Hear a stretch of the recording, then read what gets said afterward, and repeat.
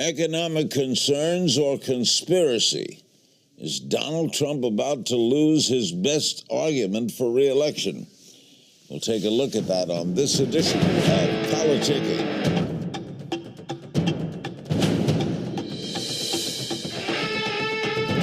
Welcome to PolitcKING. I'm Larry King. Despite high disapproval ratings in many areas of his presidency, Donald Trump has been given high credit for his handling of the economy thus far. But is that about to change? Some economists see signs of a recession on the horizon, but Trump and his team accuse his political enemies, including many in the mainstream media, of conspiring against him and taking away his best shot at re-election in 2020. So what's behind the economic numbers, and can Trump convince enough voters that the economy is doing well? Let's talk about that with our political panel. They're Patrick Murphy, former Democratic member of Congress from Florida, currently chairman of the political nonprofit group Future Forum Foundation. He is in Miami. And in Oklahoma City, Chris Wilson. He was director of research and digital strategy for the Ted Cruz 2016 presidential campaign. We will start with Chris. Larry Kudlow, the National Economic Council director, was on television saying that these talks about a recession are wrong, and then people reminded him that he said the same thing a couple of years ago when a terrible recession hit. What do you think? Well, you know, it's the second time in the Trump presidency that we've had a disconnect between what the markets think and what the economy seems to be doing. I mean, you take last week, we had an inverted bond yield curve and a stock sell-off. But at the same time, we see the actual economy continue to chug along with wage growth, job growth, lowest unemployment with African Americans, with Hispanics, with women. So I think all in all, the reality is that macroeconomics is incredibly complex. It was easy. Everybody who with an economics degree would go to Wall Street and make a fortune, right? And it's tough to predict what's actually going to happen. But the key component, I think, when it comes to a presidential election is where is economic confidence? And right now, I just saw last week, or toward the ends of last week, even youth unemployment for the summer was the lowest it had ever been in terms of being registered. I mean, the bottom line is people have jobs, they have high wages, and that is a good thing for the president. Patrick Murphy, would you have to agree with that? I'd have to agree with that. And I think Chris hit the nail on the head by mentioning a key word in confidence. That's what so much about, these cycles are about.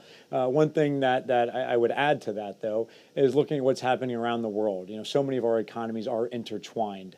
If Germany is, in fact, going into recession, that could lead to a broader problem for Europe. If Europe goes into a recession, we've already seen, negative interest rates for folks, negative mortgage rates over there. They're pulling out all the stops to keep their economy afloat. That could, of course, affect America, could continue to impact China negatively. We've seen a slowdown there over the past year. And, of course, the tariffs, right, and what's happening with those negotiations. That shouldn't be underestimated because it could lead to decrease in confidence. If something goes worse in Hong Kong and North Korea and some of these, sort of geopolitical events, that could be all it takes to lead us downward and lose that confidence. Patrick, you're a loyal Democrat, but you like the country to be healthy.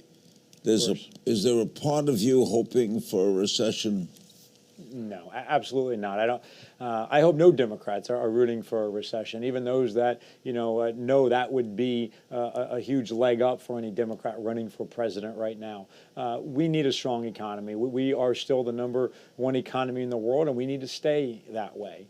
I disagree with some of the policies being, put forward right now, and I hope Democrats can find other, sort of topics to talk about. And I think they have plenty, to sort of stand on based on what the president's done over the past couple of years to win a presidency without rooting for a downturn. Chris, how does he hold his base? I guess it's 38%. Everyone seems to conclude he'll never lose those 38%. Why? Well, I think, look, to continue along the lines of the economy, because really he'll hold his base no matter what, is how does he go from 38% to 50% plus one, or depending on if there's a third-party candidate, but enough a winning plurality to be able to win the election. And that's really where the economy is the bottom line. If you look historically, a president with a strong economy gets reelected. A president with a weak economy, not to oversimplify it, but has a tough time getting reelected. And I want to believe Congressman Murphy, and I hope he's right, that you don't have Bernie Sanders but Elizabeth Warren calling for or hoping for a weak economy whenever they may be alone by themselves. But I will tell you this, there's a big difference between a capitalist economy that's chugging along, which is what we have today, and the sort of socialist practices that are being, and policies that are being put forth by Warren and Sanders and several of the Democratic candidates. And to me, that's the key distinction here of how Donald Trump gets from where his base is to a winning plurality, is to be able to illustrate the importances of maintaining this economy and the type of economy that we've been built on, the United States has been built on, and not moving into some sort of economy that's reflected better in the countries like Venezuela, Cuba, and today you're seeing people in Hong Kong revolt against the attempts to be able to move that level of government control into their province. More with Patrick Murphy and Chris Wilson right after the break. Patrick, does it hurt you personally when Trump calls Democrats socialists? That doesn't hurt me personally. I understand politics, though, and it's a blood sport, right? And names are going to be called and thrown out on both sides of the aisle, and everyone's guilty of it. And there are certainly, more progressive Democrats, and as there are more conservative Republicans. Both parties seem to be moving more and more to the extremes, and that's where the energy is. Look, we are a capitalist, nation, as Chris points out, and I'm a capitalist. But at the same time, I hope we can really have a conversation about, where are the guardrails there? I think it's undoubted that we have a capitalist system that's been hijacked by certain folks, and the rules aren't fair, and not everyone has a fair crack, and it's become much, much harder for the lower middle income folks to get to the top and that ladder, and I hope that that's where the conversation can be at. How do we have an even playing field to ensure that we have a fair tax code, that have more people have access to affordable and quality, education? Those are where I would hope the conversation is, not just name calling, oh, he or she's a capitalist or communist or, whatever's going to be thrown out.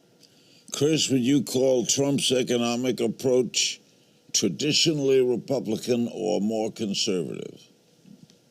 Well, I don't think I know that. I don't know that I'd use either of those terms, Larry. It's an interesting question. It's a difficult one to answer. I would consider a traditional Republican approach more along the lines of a Ronald Reagan, who was a free trader.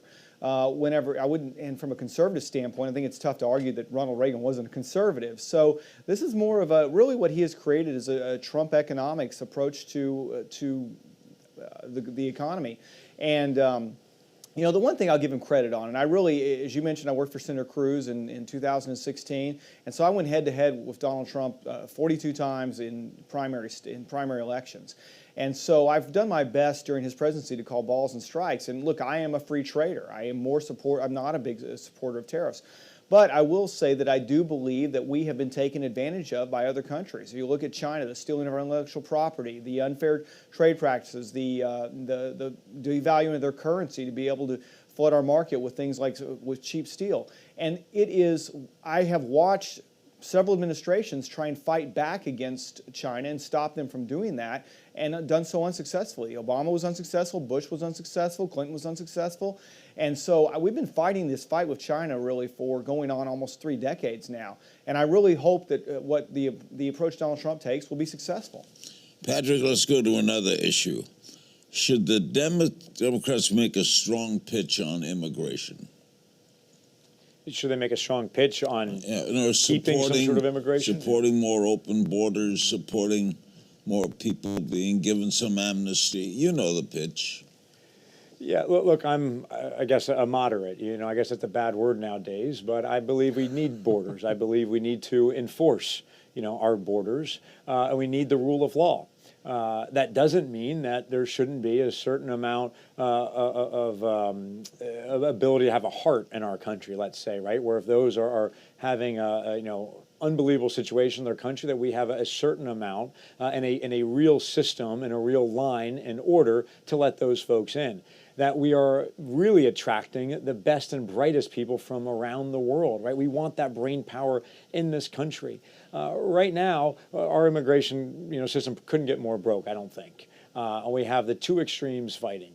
We've seen what Steve Miller and some of these new sort of sort of these new research has shown about him and his background, and people are sort of blaming him on the Democratic side. the way I look at it, if it wasn't him, it would have been somebody else, right? Around the world, we are seeing these calls toward nationalism and closing down borders.